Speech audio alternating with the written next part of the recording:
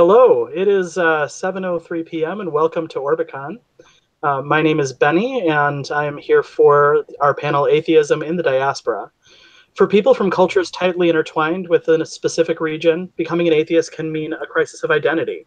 How do you maintain your connection to such a culture as an atheist? How do you decide what's worth keeping and what to leave behind? How do distance and alienation affect those decisions? Do you even want to? What do you build in the spaces left behind by what you lost? What does community really mean with all of the above in play? I'm going to hand this off to Alyssa, who is running this panel, and I hope you all have a great one. Glad to hear it. So, I'm Alyssa. The panel is Atheism in the Diaspora. Looks like we all have different ways of saying that word. So, pronouns are she, her. I'm Hispanic of Cuban and Puerto Rican extraction. Also trans-lesbian. That's all been exceedingly relevant in this specific situation. I kept my atheism secret or in deep denial from my family for many years before they learned, and they did not take it well. It ultimately led to me being disowned and also living 2,000 miles away in a very, very white city, and that combination has not been easy for me to deal with. So, next person to introduce themselves. Y'all can rock, paper, scissors for it if you want. Okay, sure, I'll go. So my name is Hina Databoy. I am an atheist queer squared, so genderqueer, and just generally, this is my gender and my sexuality is vague gestures and noises. I am of Muslim background, and I guess more specifically Gujarati, Indian, Desi, whatever you want to call it. And yeah, same as Alyssa, did not initially tell my parents. I mean, I came out faster, I think, but they were not happy. That's what I have in common there. Yeah, my parents were not happy with my atheism. I'm not out to them about everything else necessarily yet, but yeah, that plays a huge role. And also, I was raised with this concept of religion over culture, but I'm sure we'll get into that later. Indeed. Faye? I'm Faye, she, her pronouns. I am also a trans lesbian.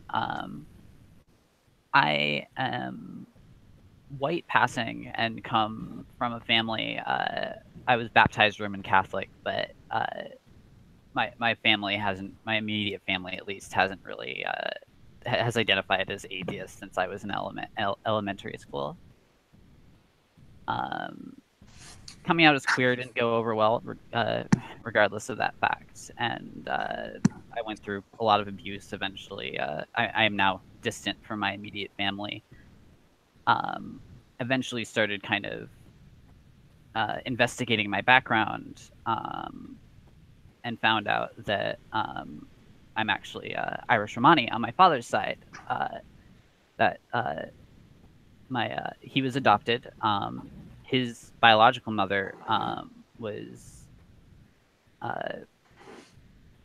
unfortunately in one of the facilities called the Magdalene Laundries, which were basically sort of manual labor camps for women who were pregnant or had children out of wedlock in Ireland that ran all the way even until 1994. And him, like a lot of other children at the time, he was basically shipped to Ireland, shipped to the United States from Ireland, and had his birth records falsified and was adopted.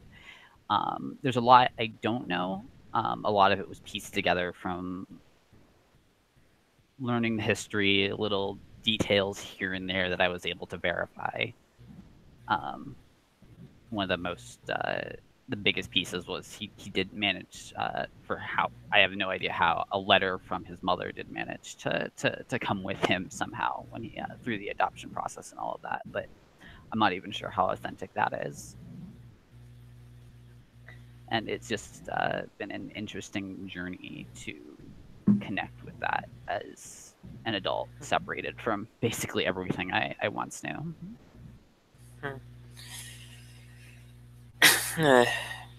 Looks like Ashley's technical difficulties aren't yet resolved. So Ashley can introduce herself once she manages to get in here. In that case, we'll move on to our most pertinent question. In what ways does your parents' culture's religiosity limit your ability to participate in it? And I'll fill mine in after one of you answers. Well, my parents' religiosity, ripples into everything. There's very little that they do that doesn't have something to do with religion. Everything from family gatherings to the way they dress to the way they talk. And early on, after I came out to them as an atheist, I had to tell them that we probably couldn't talk about religion. And they're like, well, what about religion in our daily lives? And I said, well, I can't tell you to not be yourself around me, even though I was secretly thinking, you're telling me to not be myself around you, but okay. And it's a compromise that I've sort of been going back and forth on over the years, because I've been out as an atheist for 12 years now. So, and the whole time, except for some brief periods where they tried to disown me, but then were chickening out about it, I've been in contact with them and lived close enough to them to see them and things like that. So, it makes things awkward because they think that because they are the establishment, they are the family, they are the parents. And that comes from culture too, where they believe that parents are superior, that they are in the right. I am always in the wrong. And anything just accepting me is such a grand concession on their part that there's very little room for acceptance or understanding. There are some things, but at the same time, it's very much weighted in their direction as far as, me being accepting, understanding, tolerant, you name it. And it's really tough sometimes. It's incredibly tough because I'm not out to them about a whole lot of things that are important to me. And, in the extended family, it doesn't play out so well either because if I'm honest about myself, I get accused of spreading propaganda or trying to convert people. And I'd like to think that if it's so easy for me to deconvert you, that all I have to say is that I'm not a Muslim anymore and you deconvert, then, how strong is your belief in the first place? Is that really my fault? I don't think so. But, that's just how it is. And it gets really awkward because their religion informs their political beliefs, their social beliefs. There is a strain of Islam, especially in the West, and especially where I'm from in Southern California, in Orange County, libertarian hell. There are Muslims who are like right-wing Christians who believe in like fuck the poor and work hard and pray to God and things like that. So yeah, it affects everything really. That is excruciatingly familiar. First, Ashley says hi. Hello. Hi, everyone. I'm finally here.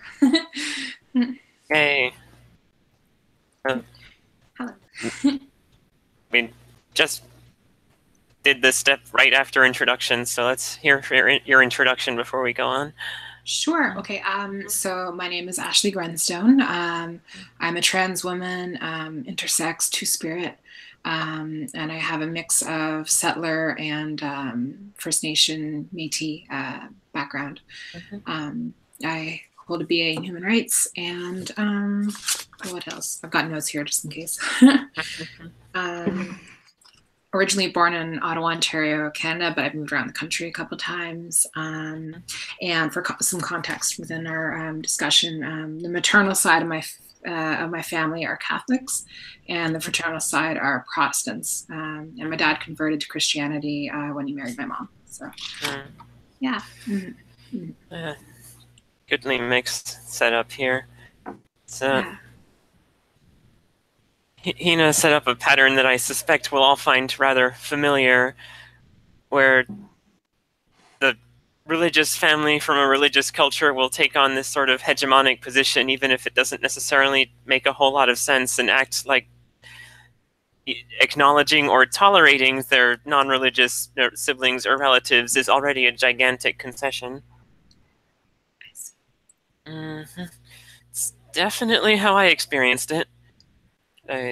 There's this undercurrent in particular I had to deal with, where even though Puerto Ricans and Cubans aren't nearly as intense about Catholicism as I've been given to understand Hina's family is about Islam, they still act like rejecting Catholicism or even Christianity in general as rejecting absolutely everything else about being of the background I am. Like, they hear that I'm not Catholic anymore, and they're utterly mystified that I still give a shit about Hispanic food, or or that I'm like not offended that people can play dominoes in my vicinity, or like it's absolutely bizarre.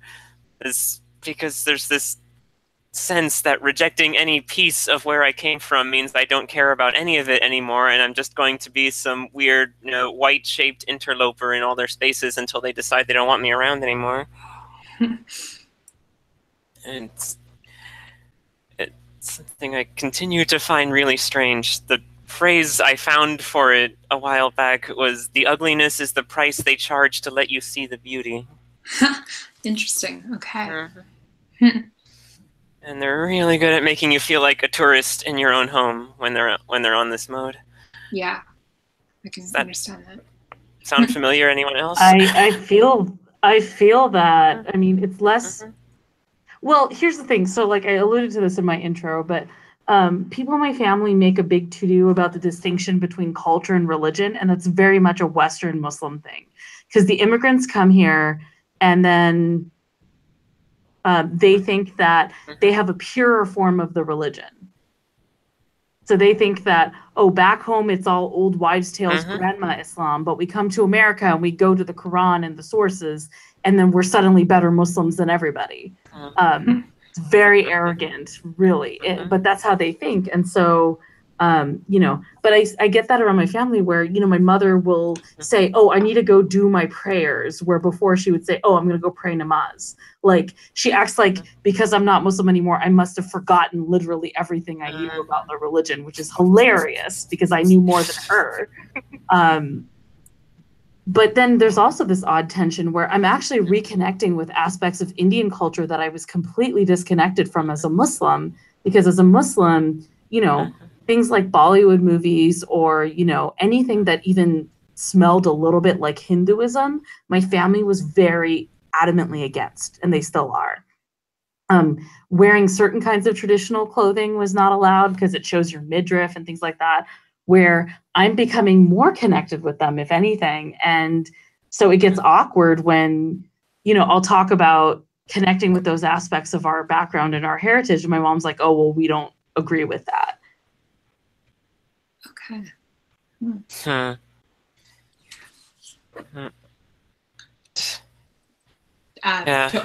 Don't mind me if I'm like quiet and stuff. I'm still, I process as I go, kind of thing. So that absolutely makes sense.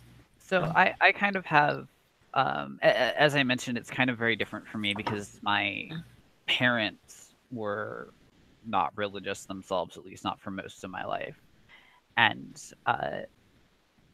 I kind of it's not their religiosity. Like, they were completely ignorant of this. In fact, a lot of this is stuff that they probably still don't know. I'm no longer in contact with them, and just was kind of able to piece a lot of it together over the last couple of years. And it's not their religion. Sorry, I'm struggling with the word religiosity that's preventing me, or even I mean, there is a lot of aspects to that to Romani culture from what I've been able to understand, but it's the religious culture in Ireland, where again these facilities like the Magdalene Laundries existed, and they did a lot of things. Like, they made efforts to erase all records. As I said, connecting my father to any actual and any individual, like getting a name for his mother would be an impossible task. Most likely she died probably in one of these facilities. There was a lot of cases where they were buried in mass unmarked graves, things like that. and his birth records were specifically falsified. I believe we celebrated his birthday on like October 13th or something like that. But the only thing we know for sure is that his birthday wasn't October 13th. It was so you know, trying to get a more hardline connection to anything is a fairly impossible task, even if I can be very reasonably certain of the larger picture. Indeed. So the question was, in what ways does your parents' culture's religiosity limit your ability to participate in that culture? Since you missed when I asked it. Right. I guess, like, for myself, I identified as atheist really quite early, like as early as grade 7. I think my simple, tidy rationale at the time was sort of simply the religion that my parents, you know, Catholic, it really lacked the evidence for all the stories at which for which my schooling and my family had kind of put on me. But I think for myself, at least in retrospect, and I'm kind of like reading a bit off my notes just for reference, you know, a significantly more like pervasive influence was the post 9/11 climate. It essentially sort of like flipped the morals and like values of my family on its head. You know, like when I was young, my dad and my maternal grandmother were the two people I looked up to the most. With the former teaching me the values of honesty and truth, while the latter, you know, gave important lessons on like the love of God and, you know, kindness and like Jesus and those kind of things. But after September 11th, it all flipped, and you know, you just got to see like the worst of what they had represented come out in things like, you know, making fun of people based on the color of their skin, or, you know, applauding when a tank blows up a building because, you know, they're watching the CNN as, you know, the US invades Baghdad, you know. So yeah, I think like, you know, for a while I participated as a child, or, you know, very young person does, within the same capacity of hatred towards groups of people like that. You know, or in the privacy of my parents' home or grandparents' home, we, you know, and they still do. But for myself, at least, like, I began to see the hypocrisy of those beliefs and the cognitive dissonance too. Like, to be able to preach love of their God in one hand, and then the other hand spew and scream at the TV screen, or laugh about joking, like laugh at the idea of like nuking all of the Middle East kind of thing. And these are people who are, you know, talking about the love of their God and afterlife and yeah. So yeah,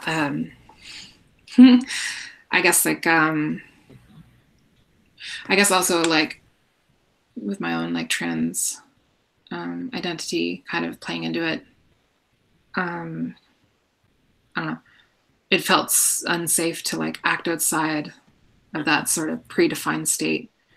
And I don't know, it just felt like a really unsafe space, I guess.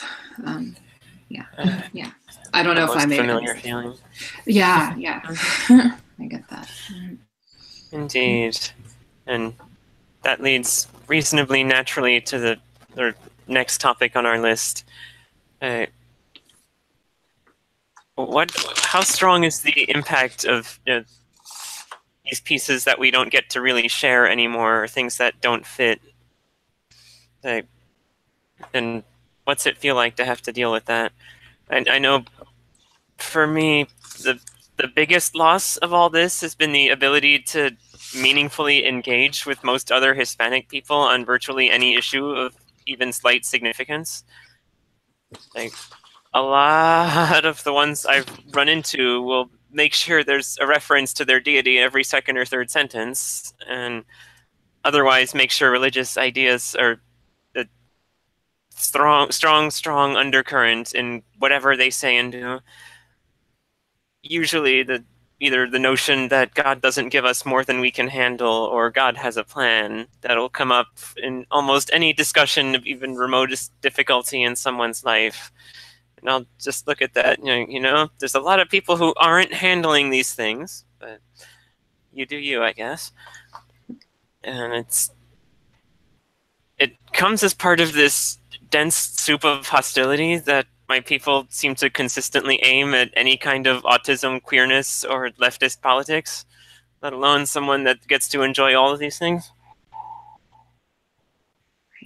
And even if they weren't already acting like me being an atheist meant I was rejecting everything else about being where I'm from with the relatives I have, it makes it hurts a lot, because this whole culture is built around giant communal barbecues and quinceañera parties that will have dozens of people in attendance, and entire neighborhoods having spontaneous evening dance parties, and I have to engage in it on my own in very carefully curated ways to not deal with antagonism or violence. And when the culture is that social in the way it approaches everything, it feels really unnatural to have to deal with it this way. Does that make sense to people? Yeah, that makes sense. Mm-hmm. For me, it's depressing in some ways, but like sometimes I end up like, if you decontextualize some of the thoughts I have or some of the things that I've said to other people, I sound like a racist white person. I know that feeling.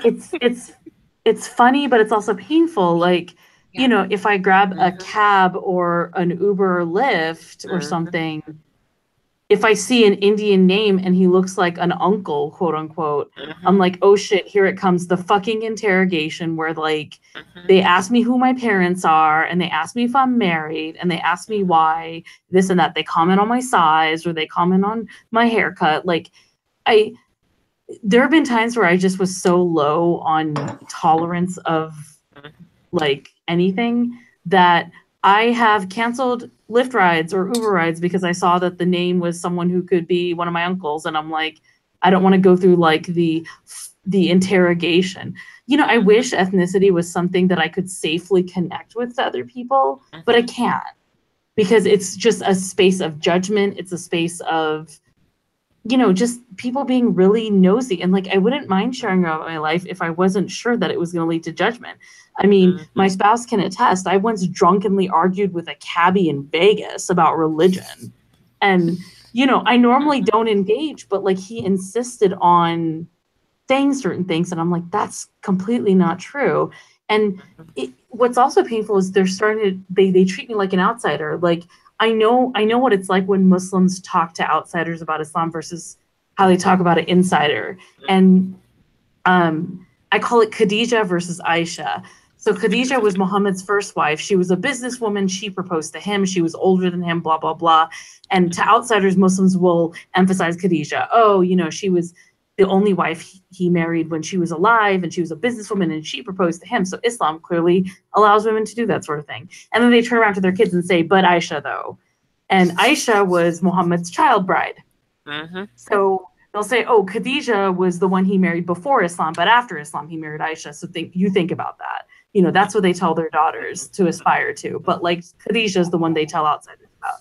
So they start Khadija-ing me. Like, I don't know what they're doing. And I know exactly what they're doing. They're trying to play this sunshine and rainbows game. But the minute, if I put that scarf back on, if I said I was a Muslim again, then suddenly it would be back to the Aisha version of Islam. But it's painful that they treat me as an outsider. Like, I don't see what they're doing. I get that. I know with talking with my grandma for the first time in about 4 or 5 months, I talked to her like a week ago. We met at Perkins here in Ottawa, her, me, and my aunt. And it's kind of like the opposite a bit. she for the first time recognized that I don't believe in like her God, but she treated me as though like, someday I will accept it, and someday I will be welcomed into the fold, and the angels and things that are looking over me that are already present, will someday, someday I'll just see it, and someday it'll be all okay. Yeah.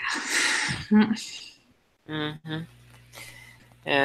Mine are still waiting for the day they wake up and I have short hair again. Oh yeah. I hear you. Mm-hmm. Yeah.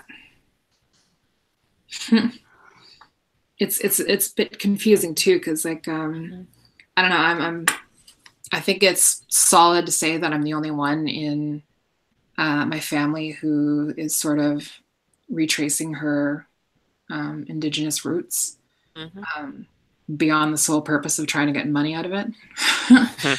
Because yeah, the amount of times I've had my dad tell me, get a free laptop out of them, But it's confusing too, because it's like, just as equally, I don't believe in spirits. I don't believe in a creator. So in like indigenous spaces, it's complex navigating around that, to identify as two-spirit without that spirituality, I can imagine.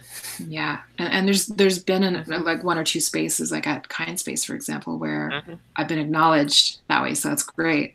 But then there's other places too where it's like, well, the two have to be, one and one kind of thing. So they would say that. Yeah. And the wearing of the dresses, that's a whole other thing. The skirts, I mean. Yeah. Yeah, it actually bleeds into weird things. Like I completely feel that, because there are political spaces that I used to engage in regularly that I don't feel welcome in anymore, that are highly tied to ethnicity and race.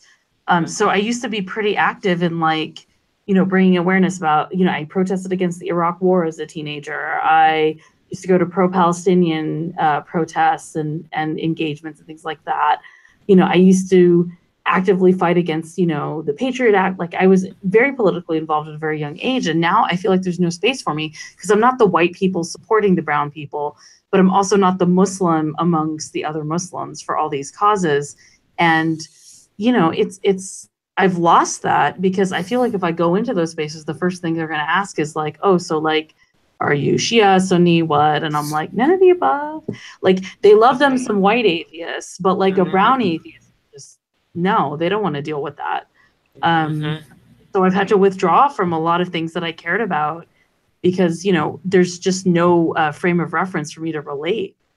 At least publicly. I mean, there's plenty of people in those political spaces that have privately come to me and said, I'm actually not religious either. I'm like, yeah, but who knows that? Right. Yeah. Yeah, exactly. Yeah, I get that. It's funny how that works. Yeah. Same thing with sexuality. Like, oh, what a great thing. Sorry. Oh, yeah. Like people who are like, oh, well, I'm secretly this or I'm secretly that, therefore you're welcome. I'm like, well, why aren't you out? Yeah. Why am I the beacon of lightning? Indeed. Yeah. Like, how does this benefit me that you're closeted? It doesn't. And there are certain things that you can be closeted about, and there's some things you can't. Yeah.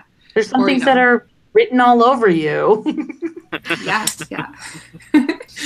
I feel like this group of all groups can understand that. Indeed.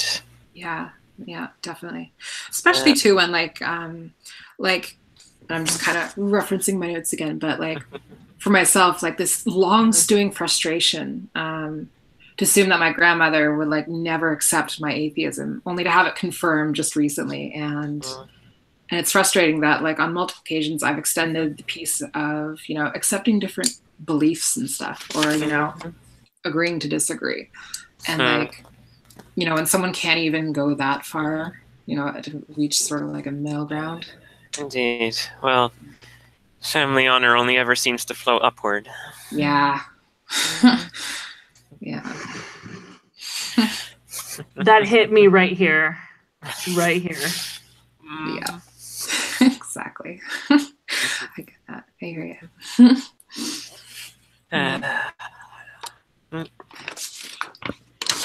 Thoughts, Faye? It's just, you know, like I kind of am coming at this from a completely different angle to the rest of you, so it's a little hard to segue off that, because like you said, like I wasn't raised in this culture. I was, you know, like I would, my father was separated from it at birth, and without, you know, like without the church's interference, I likely would have been raised at least somewhat attached to this, and you know, in my efforts to reconnect, I found a very insular culture. There's a lot of, you know, there's a lot of religious tinge to it, and I have struggled to find a connection to it, and in a lot of ways, it feels a little like that was stolen from me. You know, and one of the really hard things about it is I always worry that I seem like the white person who found out that they had, you know, some, you know, ancestor 4, 5, 6, 8, 20 generations back who is part of this minority, and of course they were a princess or some kind of royalty or whatever, right? You know, that sort of story. And you know, I worry that that's what I appear on the surface. I mean, that's not really the case. Like I said, it was my grandmother. It was my Mori, I've been calling her. But and you know, would have, in, you know, a slightly different circumstances, could have potentially been a very important figure in my life. And right. You know, and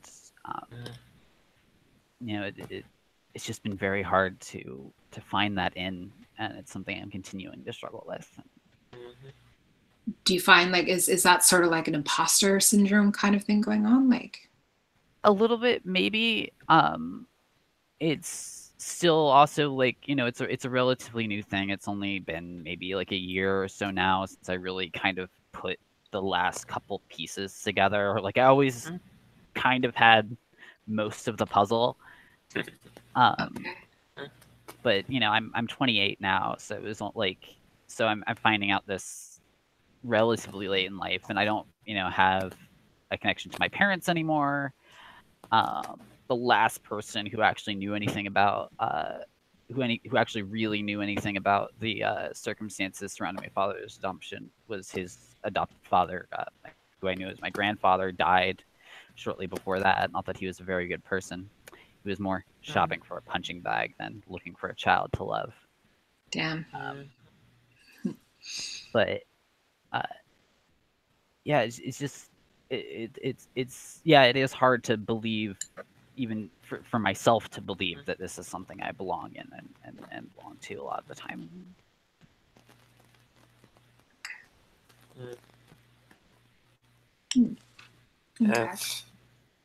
Definitely dealt with some similar feelings, as I've had to do a lot of exploration about what it means to be of Puerto Rican and Cuban descent on my own, now that there's less than a handful of people I'm related to that will speak with me as a person that actually they want to be speaking to, if that makes sense.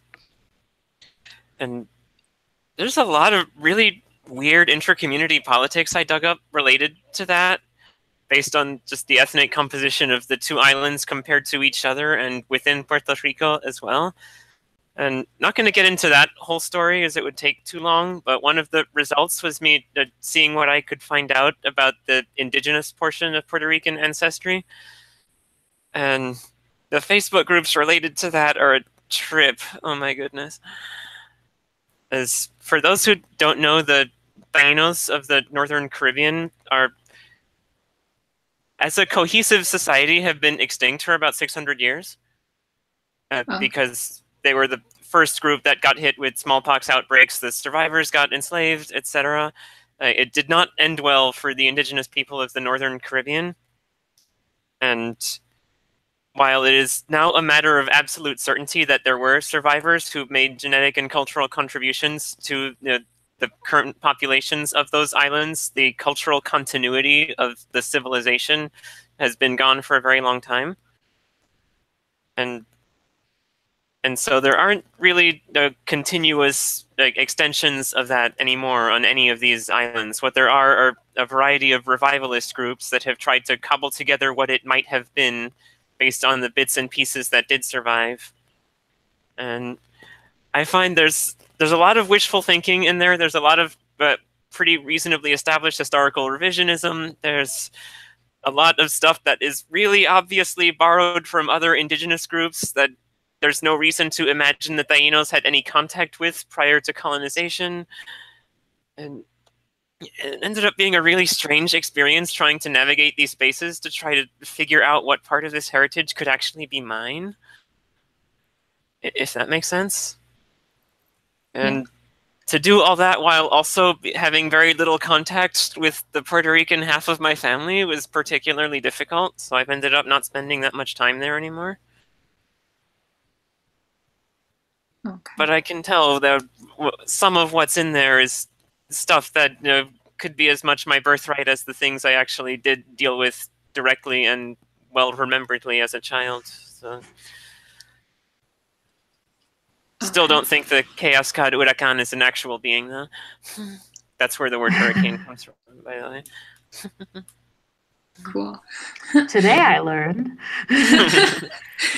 That's cool, though. But yeah, I have. I mean, it's not quite as lacking in historical record, but definitely I've undergone something of an exploration of my cultural background too. Just understanding more about India and like my family. Like growing up, we called ourselves Muslims, occasionally Pakistani, but never Indian. And even though my mom grew up in Pakistan, but we're originally from this one little village in Gujarat, India, and so there was this weird thing if she'd be like, oh, Pakistanis are better than Indians or whatever. It's like, yeah, but your mom was born in India. They're not that different. We like to pretend they are, but they aren't. Or, she'll say things like, oh, Hindus have darker skin, or, oh, their food is stinkier. Like all kinds of like absurd things. Yeah. Right. And, and they sprinkle cow pee on everything and all that. And, going back and looking over. Yeah. And like, I was kept from knowledge of Hinduism. Like I knew about as much as about Hinduism as like your average white person, which is like nothing or less than nothing. And so I've gone and explored like Hinduism, not that I believe in it, just as a historical thing. And the history of India and the history of partition. And these are all things I was actively kept from. Because they just wanted to be Muslim, and maybe a little bit Pakistani, but not, Indian, not to acknowledge that background and that heritage. And it's been really interesting what I've been finding out. And there are things that my parents call Muslim or just us or our family that are really way more pan-Indian, even though, India has many cultures, many religions, many languages. There are things that are very unique to the subcontinent that I just thought was my weird family. And feeling connected to that has been really nice. It's been really nice to connect to that. I still can't dance though. So like someday maybe. I'm rooting for you. Thank you. That leads handily to another question on my list here. So what efforts, if any, have you made to try to get or stay in touch with your cultural roots despite the aforementioned religious alienation? I've already started answering this one in a couple ways, but let's formally get into it.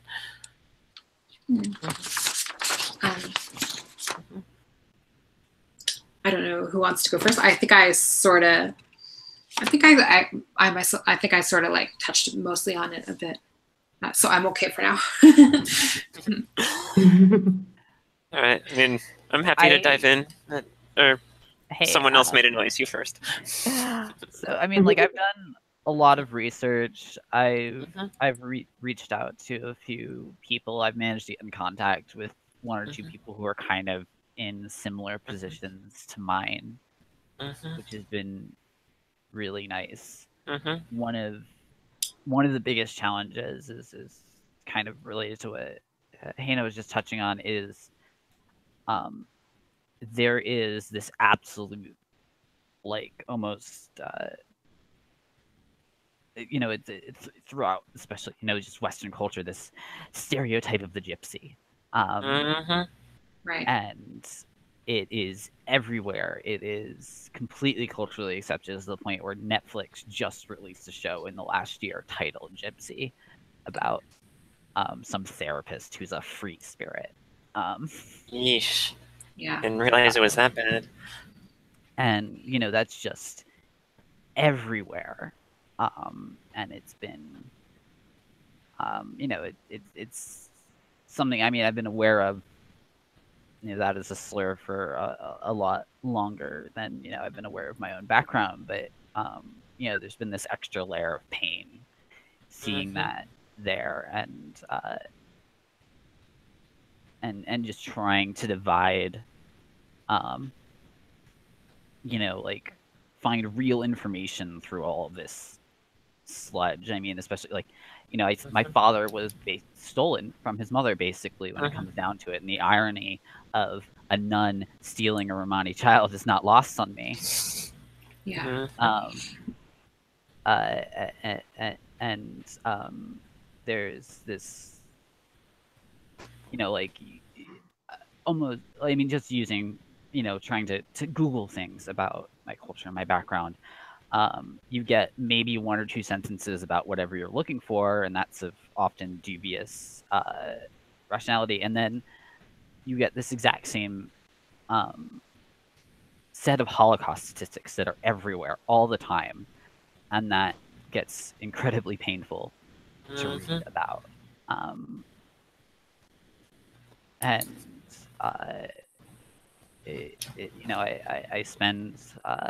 I've spent quite a lot of time, and I feel like I kind of am constantly either hitting these brick walls, or it's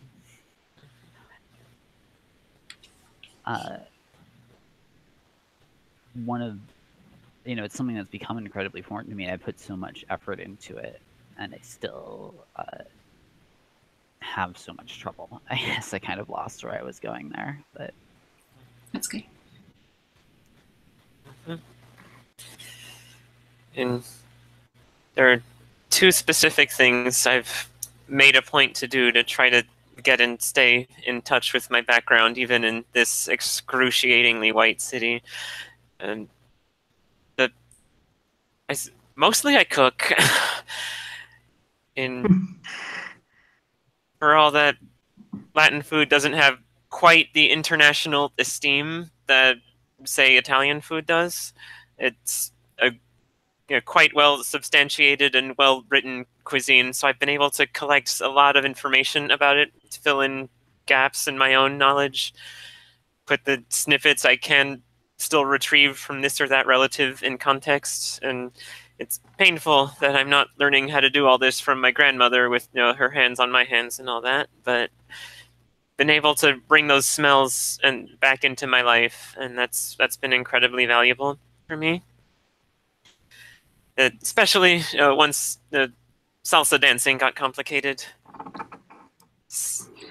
I was a big enough deal in Ottawa's salsa community for a long time that it seemed to people that I was within a year or 2 of trying out for this or that performance troupe that operated in the region. Like, it was obvious to the people who paid attention to these things that I was an up-and-comer to watch, if that makes sense. Cool.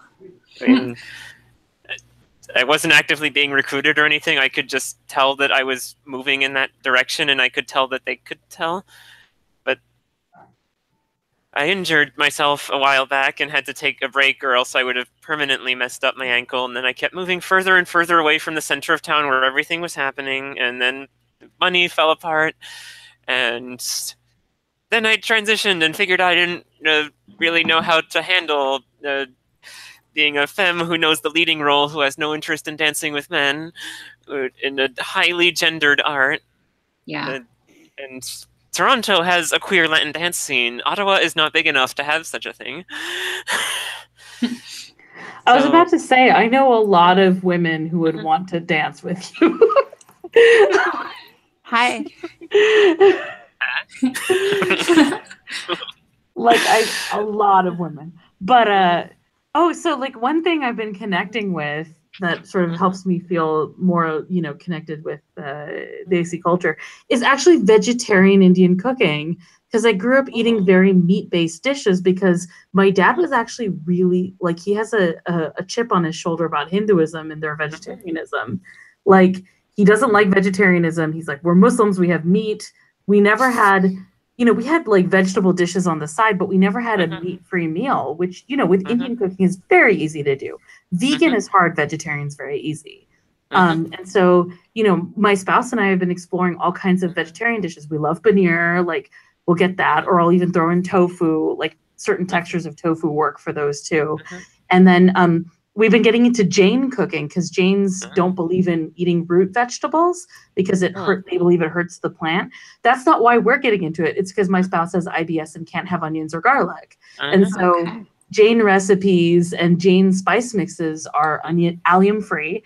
And so we're able to explore aspects of Indian cooking that we never would have with just talking to my family. Not that that makes up for, not getting stuff from my family, but at the same time, like it's interesting and it almost feels like I'm exploring aspects of the culture that, I wouldn't have had access to if I'd stayed traditional. So I've had a little bit, like, that's one thing I should have mentioned myself is that I have at least tried to look for recipes and I've cooked a few things and that has been really nice. It's a little more difficult. I have Crohn's disease, which makes it limits what I can eat a great deal.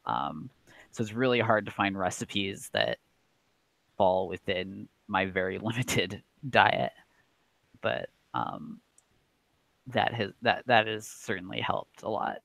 Just finding little recipes to try and make. Okay, nice. I myself have kind of had like very limited interaction, food-wise as far as it goes with.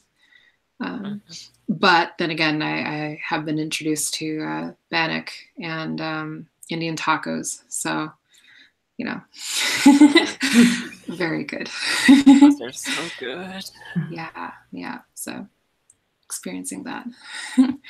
But apart from that, I'm like actively, if it makes sense, instead of trying to find more roots into my like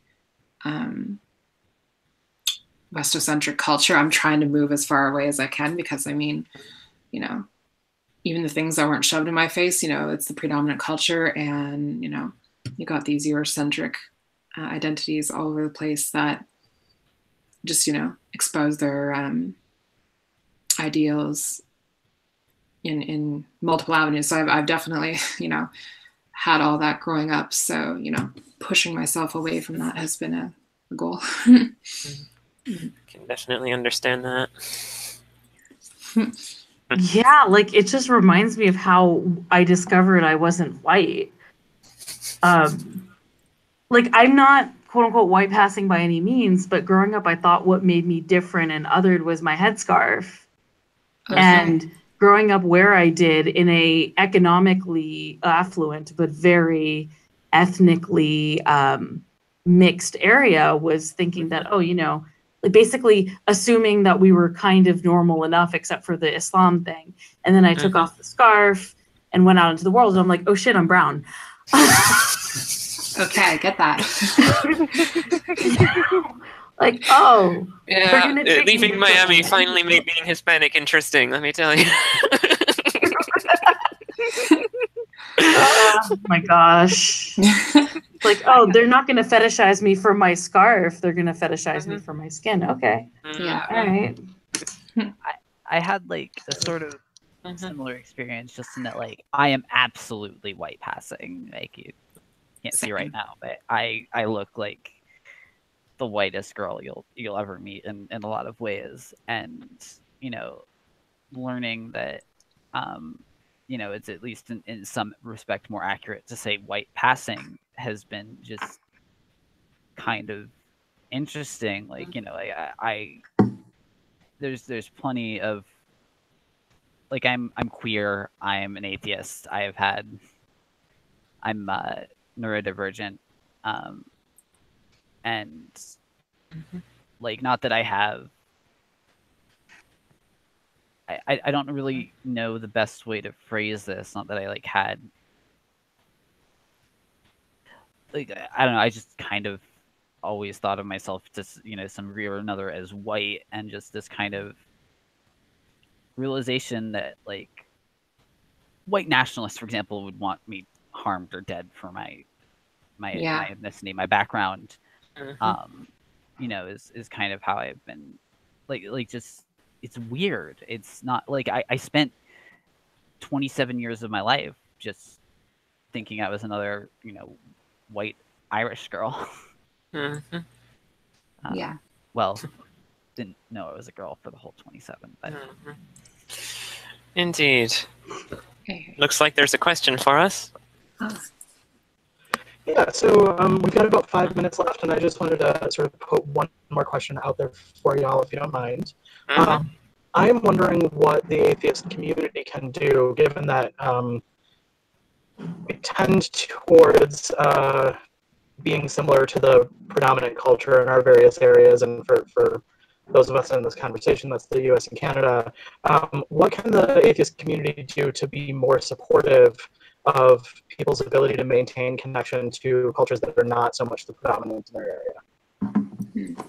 And top of my list is making sure that, you know, atheists who don't feel like they've lost something big becoming atheists in this way stop giving the stink eye to those of us that, you know, do have to go through a lot of trouble to feel like we've kept something from where we came from.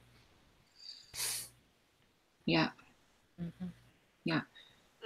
My short answer is let us take the lead on how we want to be treated and how we want to be approached. Because if they make assumptions about the way I grew up or the way my family has treated me, it can be very alienating and othering. And at the same time, though, if they treat me like I'm like gonna have the same experience as everyone else, it's not so great either. Like, pay attention, take the cues, you know, especially if I'm your token who's making you look less terrible. Like, give me a little something, throw me a bone here, you know. Yeah. Yeah, I get that. I think